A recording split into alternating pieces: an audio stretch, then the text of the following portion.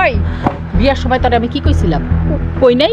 এই যে লাল শাড়ি পরে যে শ্বশুর বাড়িতে যাইতেছস, স্বামীর বাড়িতে যে যাইতেছস, আর কাফনের কাপড় পরে শেষ বিদায় লয়ে বাইরবি।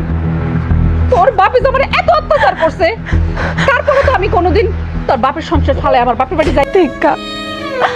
যৌতুকের টাকার জন্য আমারে যত অন্যায় করছে, আমার সাথে যত অত্যাচার করছে, দিনের পর দিন মারছে, সব কিছু সহ্য করছি, তবুও স্বামীর বাড়ি থেকে আসি নাই। কিন্তু আজকে কি করছে জানো? বিয়া কইরা একটা নতুন বউ ঘরে নিয়ে আইছে, আমার ঘরে আমার সতীন নিয়ে আইছে, আর আমারে গা ধাক্কা দিয়া বাড়ি থেকে বাইর করে দিছে। কি বলি? তোরে বাড়ি থেকে বাইর করে দিছে?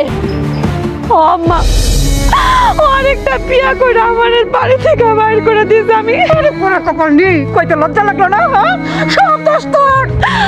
যদি ভালো হতি তাহলে তোর সবাই বিয়ে করতো, তোর তালাক দিত। সব দোষ